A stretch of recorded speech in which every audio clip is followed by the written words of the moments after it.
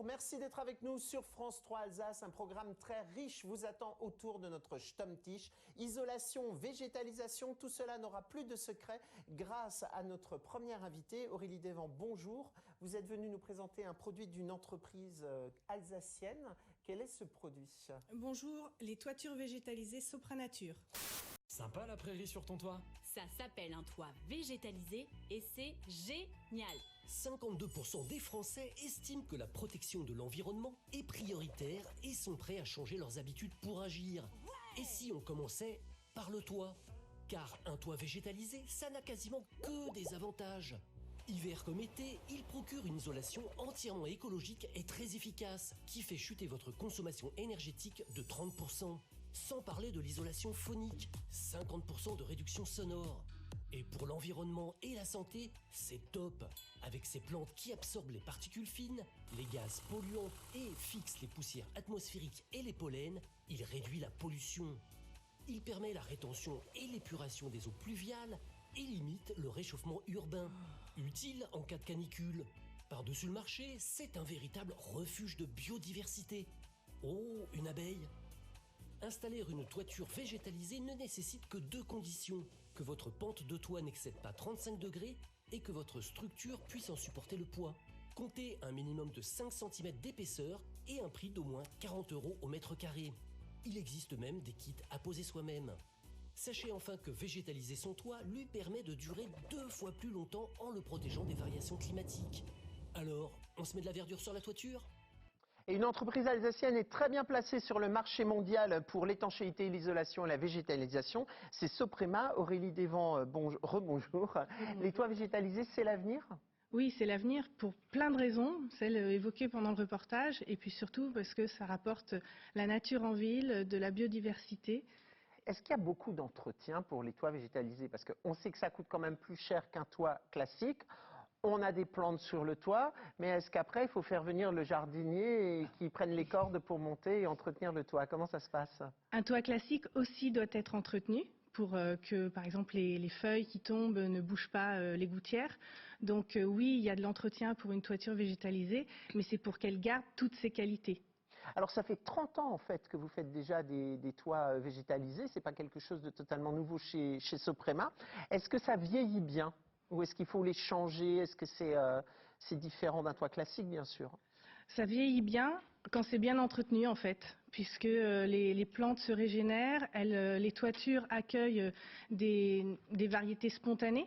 Il y a les variétés qu'on implante, les espèces, les plantes grasses dont vous parliez tout à l'heure, mais aussi des petites graminées et puis des fois des plantes très fleuries. Mais surtout, elles se régénèrent et elles apportent d'autres plantes. Alors en Alsace, on a souvent les bâtiments de France qui interdisent de faire des toits plats, notamment au niveau de la route des Vins, c'est des toits à 45 degrés. Est-ce que là aussi les mentalités changent? On arrive à intégrer des bâtiments avec des toits végétalisés un peu partout maintenant? Oui, parce qu'il y a des fonctions de rétention d'eau. En fait, quand l'eau tombe sur une toiture, avec l'épaisseur de substrat qu'on met dessus, eh bien, l'eau est absorbée et ne va pas encombrer les réseaux d'assainissement. Donc, ça permet de moins surcharger les réseaux, ce qui est toujours bon et ce qui participe à lutter contre les inondations en ville. On a vu beaucoup de bâtiments où on parlait de végétalisation ces dernières années, notamment au niveau des institutions européennes avec des murs végétalisés. Puis ça marchait pas tout le temps. Il y a des façades où il n'y a carrément pas de végétaux. Est-ce que là, lorsqu'on a un toit végétalisé, les techniques font que ça marche à tous les coups? J'en reviens, c'est toujours grâce à l'entretien et au choix du bon système par rapport à l'exposition du bâtiment et puis en faisant poser en fait la végétalisation par un professionnel du bâtiment et de l'étanchéité. Alors, on a vu tout à l'heure qu'il fallait un toit qui était au maximum à 35 degrés pour végétaliser. Est-ce qu'à l'heure actuelle, il y a un engouement? On a vu pendant de nombreuses années des panneaux solaires fleurir sur les toits. Est-ce que maintenant, il y a un engouement aussi des Alsaciens pour changer leur toit et passer à la végétalisation? Il y a un engouement et puis surtout, c'est passé dans la loi. Il y a 2 lois pour ça, la loi biodiversité et la loi énergie-climat, qui pousse à mettre soit des panneaux solaires, soit des toitures végétalisées par rapport à tous les services environnementaux qu'elle propose. Est-ce qu'on a aussi ces fameuses déductions ou réductions fiscales qu'on a actuellement pour l'isolation? Est-ce que ça rentre aussi dans ce cadre-là, les toits végétalisés? Alors pas dans ce créneau-là, mais il y a des subventions qui existent, notamment avec les agences de l'eau. Il y a 6 agences de l'eau en France. Et la plupart proposent des subventions, des aides. Et puis beaucoup de villes maintenant s'intéressent à ça et proposent pour le retour de la nature en ville des aides pour installer les toitures végétalisées. Alors, Soprema, c'est une énorme entreprise alsacienne, quasiment leader mondial sur certains produits. Lorsqu'on veut avoir un toit végétalisé, qu'on veut avoir quelque chose de qualité, comment ça se passe? On passe par un couvreur zingueur, on passe par un paysagiste. Quel est le métier qui s'occupe de ça?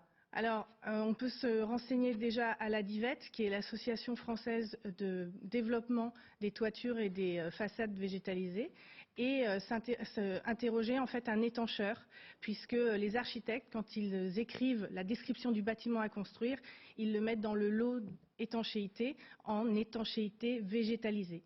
Donc les professionnels du bâtiment pourront répondre à vos questions là-dessus. Merci beaucoup en tous les cas d'être venu nous parler de ces nouveaux toits qui sont, il faut dire, quand même très très jolis dans les villes. C'est bien aussi toute cette verdure.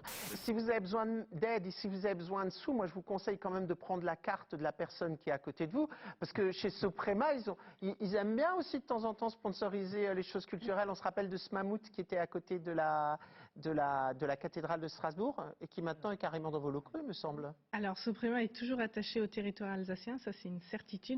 Et le mammouth sera exposé dans le prochain siège de Soprema qui va être construit d'ici quelques mois. Mais qui reste toujours en Alsace, hein, on est bien d'accord. Ah oui, oui. Port du Rhin. On peut être un des leaders mondiaux et être alsacien, c'est tout à fait compatible.